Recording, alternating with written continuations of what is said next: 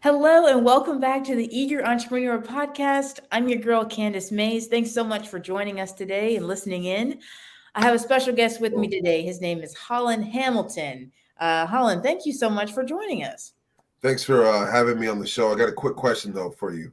Yeah. Um, should I do I look too young with the hat being backwards, or should I turn it like this? I think that's great. You could do Or should I, either one. I don't think, yeah, be your what's natural self. the rule on the hat? After you're 31, you can't do this anymore? Nope, definitely not. But You can't do this this right here, side. should I That go? Which one do you want? Do I do here or do I do this? I think the front maybe.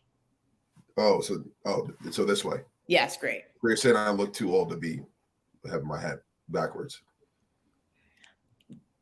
I think you look very young, Holland, and it's great to see you on this. We're trying out this platform, so we hope you all like it. But in case you don't know, Holland is he's a family member of mine, so he is going to be his true self, and he's going to grace us with his presence today. So I've got him here because he's a business owner, a previous business owner of a company called Bolt Fitness. So he has a pretty unique story. Bolt Fitness was a personal training company that I started when I was 21 years old. I ran it for about 8 years, and I started it because I was working at Barcelona Wine Bar in Inman Park. This was before the other one opened up, and I got fired from there because I was in school and they were trying to make me work on weekends and all this stuff. And I wasn't really trying to be doing that. I had to like study and whatnot. I was in audio engineering school. So got fired from there. And I'm like, man, what am I going to do? But I was also interning at the time at a studio, excuse me, a studio called Silent Sound Studios, where like T.I. recorded at The Dream, Carrie Hilson, CeeLo, I met all of them. And one day, this little girl came in to like record in a professional studio, and her dad was was with her, and he paid for everything and whatnot. And I was talking to him for a while. He ended up playing in the World Series back in like the 90s. And we're talking about weightlifting and whatnot, because I used to personal train at a gym locally, a gym that I live pretty close to now. And he was like, yeah, you can make a lot of money, training at apartment complexes. I was like, what you talking about? He's like, yeah, if I used to train at apartment complexes, and then, I would just train all the residents. And I was like, really? He's like, yeah. He was like, I made like, $100,000 a year. Me at like 21 years old. I was like, damn, okay. Or crap. Can I cuss? Sure, yeah, be I was like, yourself. damn, so after I got fired, this happened before I got fired. So I was working in Barcelona. I was waiting tables, I was going around with dishes, and it was boring. It's not me. No one wants to do that. I mean, some people might want to do that, but I feel like it's more of you have to do that. I didn't want to do that crap, so I didn't do it. I got fired from it. Whatever. Fast forwarding, okay. So after I got fired, I talked to my teacher. She was a little overweight, and I was like, "Yo, I come train you." And she was like, really? I was like, yeah, I'll train you at your apartment complex. And she was like, I mean, all right, I'm down for that. I don't have to go anywhere. I don't have to do anything. And I was like, yeah, you can just walk to the apartment, to the gym, and then I'll come meet you there to train you. I charge $10 an hour, or $10 a session. Every session's an hour long. And started training her. And next thing you know, when I was there, like other people would come up to me and be like, yo, can you train me? And I was like, I mean, yeah. And then another person, can you train me? Next thing you know, I had like maybe 7 clients there, all at $10 an hour, all with throughout the week. Some I had them, 6, 7, and 8. I had them in times where I could stay there for 3 hours, and did that for a while. And then I was like, man, I'm actually making some money. This works, So then I started like, okay, how can I make this a business? So I got like it incorporated. I had my friend, he's a graphic designer. So he made a whole bunch of different logos for me to choose from. And we all chose the logo that we like, from a white background and a black background. I created a name. I created everything just like anyone else would with the business. I created it.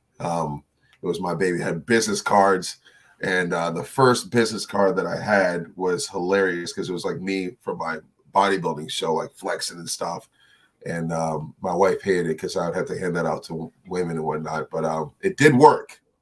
It did get me clientele. So did that, and then after that, we moved to a different apartment complex, and my wife, girlfriend at the time, I'm young. I ain't getting married at no damn 21, 22. You know what I mean? She might be your cousin, but I ain't trying to wrap that out like that at that age. You know what I'm saying? But we good now though.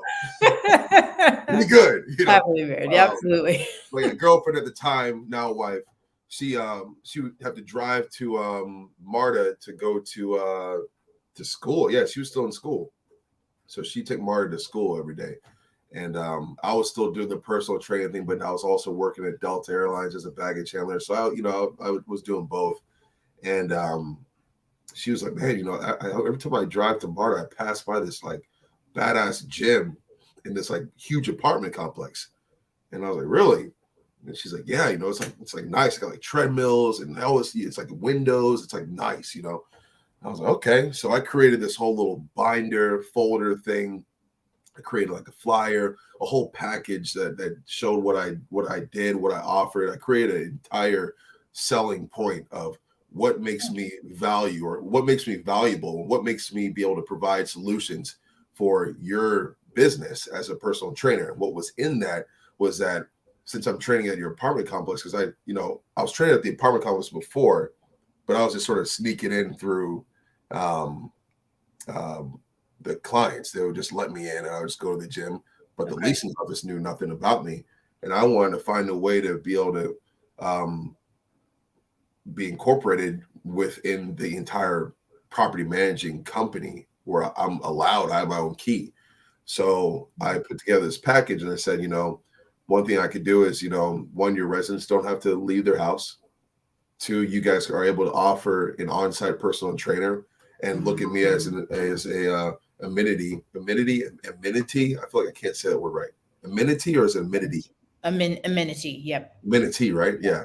Okay. So it's an amenity, right, to their apartment, which is awesome. So so when they're doing tours, they can say, oh, we have this badass gym, we got a pool, we got this, we got that, but we also have your own on-site personal trainer that's there 24 hours, and you can train with him. It's free boot camps on maybe the weekends. Obviously, you guys want to discuss pricing between each other if you want to do personal training, but he's on site. You don't need to go to a gym. You don't need to hop in a car. You don't need to go nowhere. All you do is go downstairs, go to the gym, and you have a personal trainer there. And they're like, damn, this is awesome. And so they're like, yo, you're in. So I got a key now I got a fob to this huge apartment complex. Each apartment complex has like average between like 200 or maybe like 150 to sometimes 300 to sometimes 400 residents just within one apartment complex. So now I know that my entire, like, I have clientele that 400 people is a whole bunch of people. So if I get 10% of that, that's 40 clients. That's enough to give me a year's worth of pay and be good. So I did that and trained there for a while. Ended up training clients that worked in the film industry and judges, and I trained lawyers and I trained doctors, and I mean, you name it, I've trained them, top people, because this apartment complex that I was at was a like a divorce apartment complex in Brookhaven. It's like across from Kaleidoscope. So a lot of people that got divorced from these super nice houses would just live here and take care of their kids and still be close to everything. So there's a lot of people that had a lot of money, and I trained all of them, and I did that for a long time. Then open up some other things, but I'll let you ask some more questions in between then. Yeah, no, I'm fascinated. So what's interesting is you took the initiative to develop a plan or a pitch to go to this. I mean, there was no one else there kind of as a contracted, because you were basically contracted with them, or it was just your own kind of flexibility, your schedule. Like it was my own flexibility. What I also did is which was also the packages, I said, I know this was in my later packages with different apartments, but after I learned that one apartment that I was at, I learned the property management, like I learned what they're like good at and what they're not good at and what they need help with and what they don't need help with. And I took advantage of that. So then in my later packages, I said, I know you guys also only have like 3 to 4 on your staff at a time, but you have to have a monthly event every month. And you usually have a budget between from $500 to $1,000, if that, a month. Mhm. So what I could do is if you don't, or I could throw an event for you. I could do a cooking class to teach your residents how to eat healthy. And also I'll help you work all your events in case one of your staff you're understaffed and you need an extra hand. I'll work all of your events, which is a no-brainer because when you work the event, you meet new residents, you hand Right. out cards, you get more clients. So, it was just a platonic relationship between me and the property management. Right. It sounds like you developed a whole marketing toolbox. Seriously. I mean, putting the binder together, getting the business cards, getting the name, trademark out the LLC created. You basically owned that space. Went in, you knew how to talk about the value that you bring to the customer. What do you think was so different about your approach other than like doing, adding in the cooking class, like those opportunities with the training itself? Did you, I guess, did you have like a signature? Because your background is you've been a bodybuilder before. I've heard Yeah, I you. was. Okay, I okay. still am. Still am. Okay, It's right, like, right. all right, I'm not. I just work out now, but Okay, I okay. think I am. Until my bones break, my knees get swollen. Please. How did you know what, how do I say, how do you know what that person needs, if that person needs to work on a specific area of their body, you already know it's like, okay, I need to do these, sets of exercises to get them where they want to be. How did you know that? I mean, I got trained by there's a gym in my city in Lilburn that's called House of Okay. Pain. It's like one of the top bodybuilding gyms in the southeast. And the owner of that gym, he turned his gym used to be a antique shop, like it had like old antique furniture and just random shit like every other antique shop does.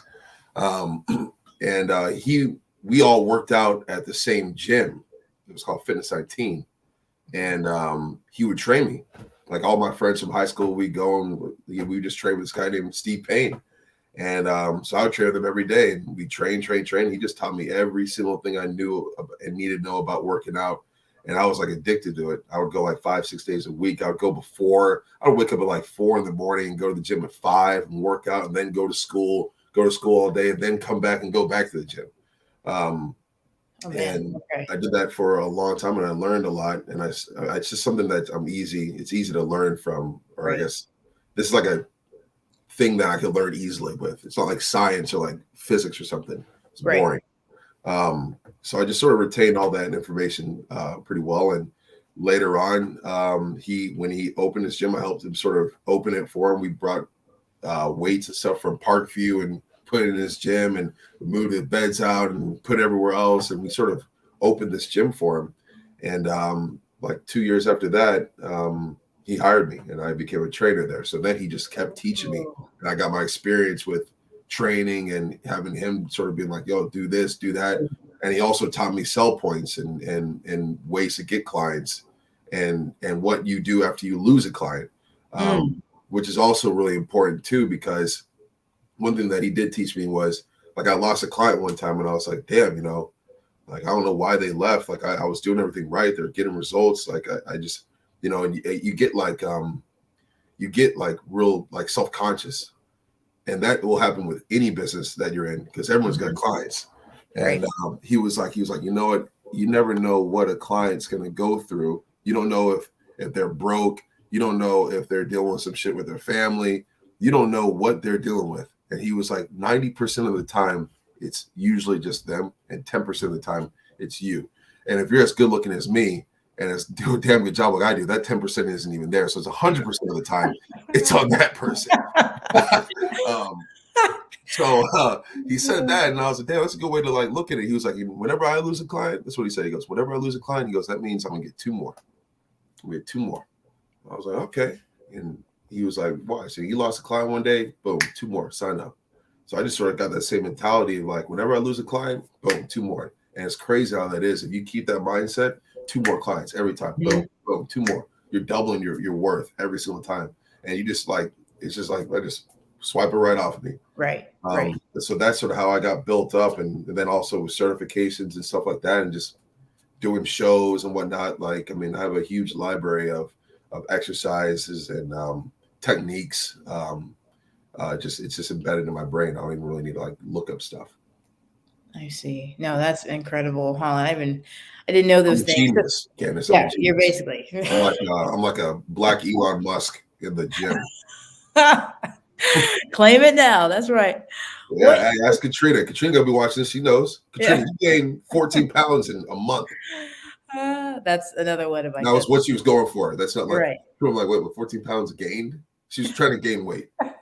She's trying to gain muscle. 14 pounds Right. 1 month. You help clients who are trying to lose and gain. Yeah, just or tone. Period.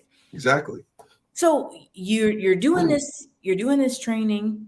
You're working all these hours. How long do you do that for, and what happens next? Okay, so another story with that. Man, we're gonna be here for a while. Jeez. Another story with that is I was working at Delta. I told you all this before. I was working at Delta Airlines. I was a baggage handler for Mm. about 4 years. So I was doing baggage handling. Now my business was growing. And I was doing baggage handling. Business was growing, but like I was like split. I was like at the airport, and I could only train. There's a point where I could only train clients like 4 days out of the week. I think I was working Friday, Saturday, Sunday, and then I trained Monday, Tuesday, Wednesday, Thursday. So I didn't work. I didn't have any days off. And one day I caught a plane on fire.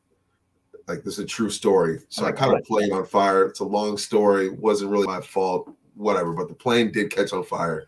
Everyone had to like get off the plane. There was going. It was a CRJ going to Toronto, and the front door caught on fire. Don't worry about that. You can ask me about that later. Okay. But so like I had to like take a drug test and all this stuff, and like I was on like a probation period. So then they send you to the dungeon at the airport, which is like Concourse T. It's like you're working underground and shit. It's like fucking a whole bunch of gas and stuff. It's just nasty.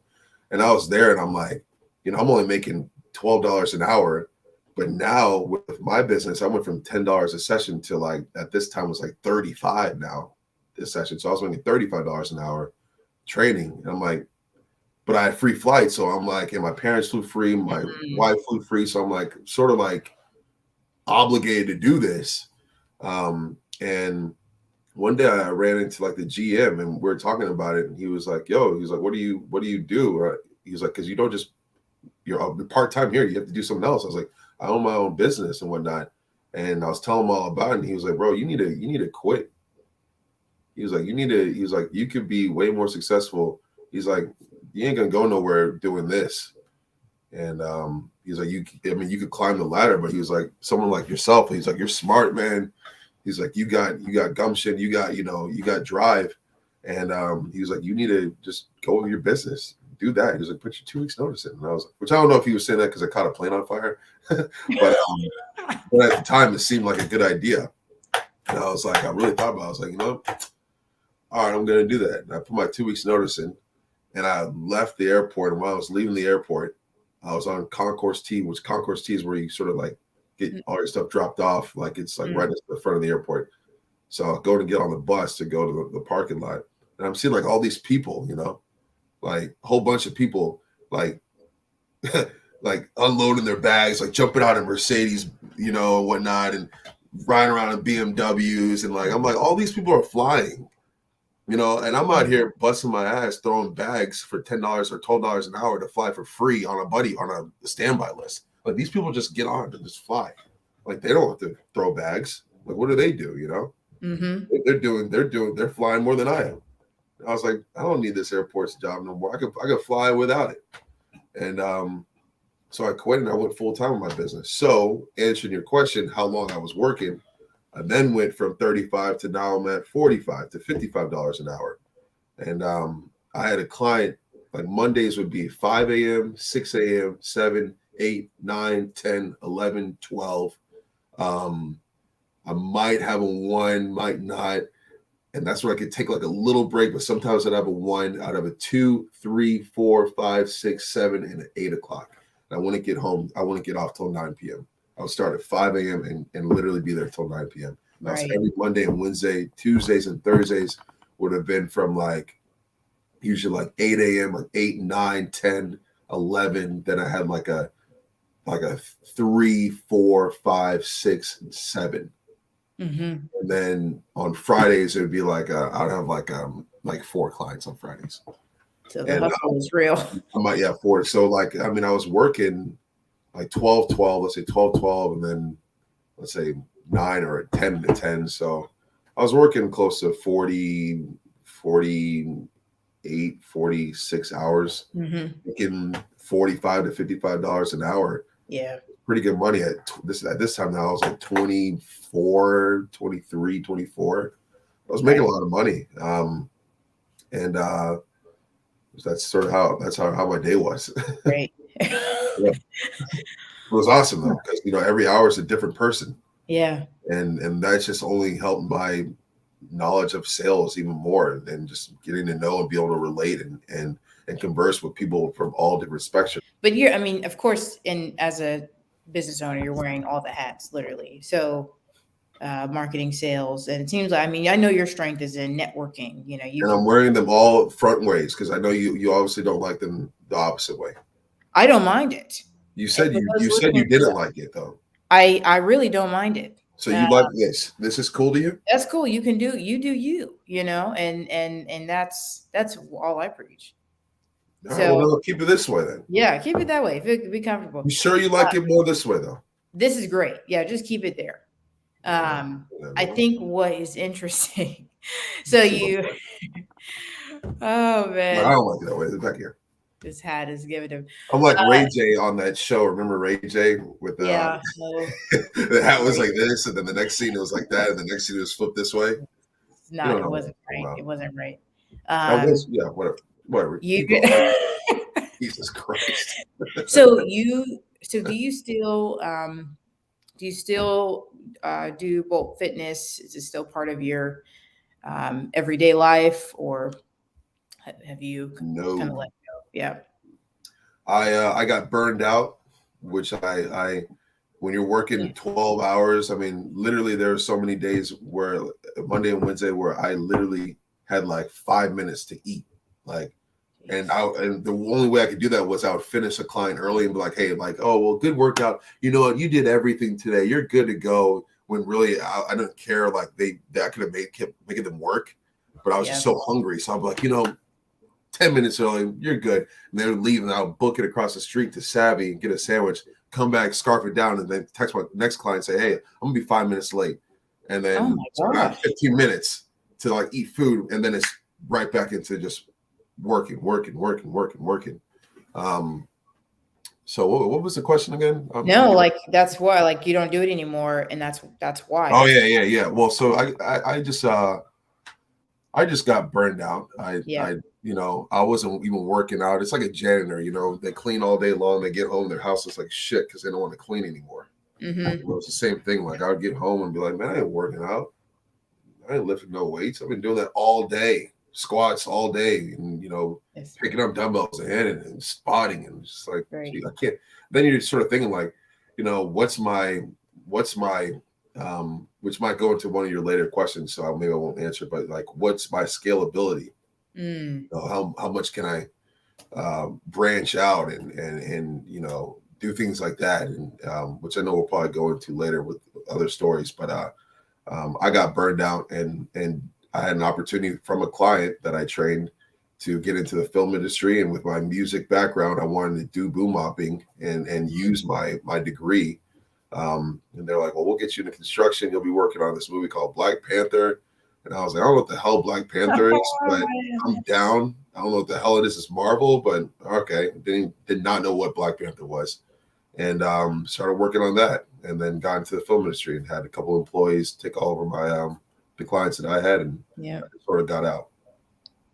I mean, so if you're gonna own your next business, what would you say would be the key piece of advice for, or let me rephrase that. what would you say would be the biggest piece of advice for those who are aspiring entrepreneurs, maybe want to open up their own fitness center, fitness? My advice would be to go into it knowing that you're going to work harder than your an average job. Because, like Mm, you're just saying, you wear multiple hats. Hopefully, you wear them front ways instead of backwards. no. But for if you're gonna get on Candace's entrepreneur show, but you know, realize you're gonna be working harder than you would work if you worked at McDonald's because you get off, you go to work, you work 9 to 5, you get off, and you got shit to do. You can go play video Mhm. games, smoke some weed, you could go hang out, you can watch TV, I don't know, or whatever you want to do when you're out of work.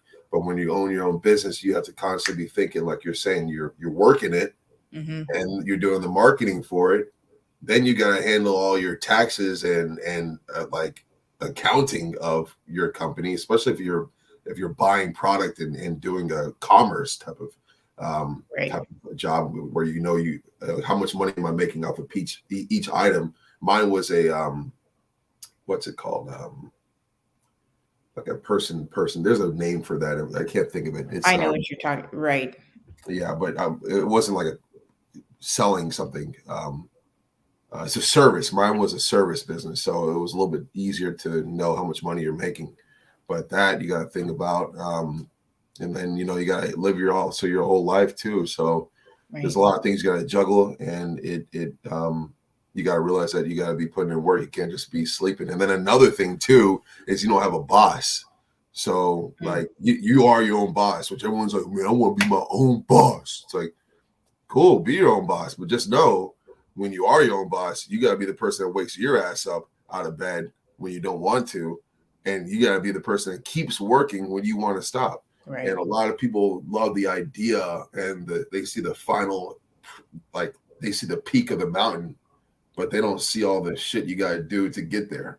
Mm-hmm. And that would be my advice: is just and with that, keep your head down and just keep going because Right. it's tough. It's not easy at all, and there are tough times owning your own business. A Yeah. lot. Well, I mean, that was brave of you, though, Holland. I mean, leaving and just saying, "I'm going to give this my full time effort." I mean, you wouldn't have known, one, how much money you would have generated, and how great you are at what you do. Got to learn a Mhm. lot in the process, but I know that was a leap. But it was also a leap to realize, listen, I don't have the time, and I'm burnt out with my own life. To live my own life. So I think those realizations are important. I think you hit the nail on the head when you talk quite candidly about it. So just saying, I appreciate that, and I think it will resonate with people. Cool. Where can our listeners find you on social media if they're interested? I don't want them finding me on social media. That's okay. I was just, that was a hook. I don't know you people. I know a few of you, and if y'all do, if I know you, then you already are on my social media. The randoms don't find me on social media. Yeah, I had to give him a fun one.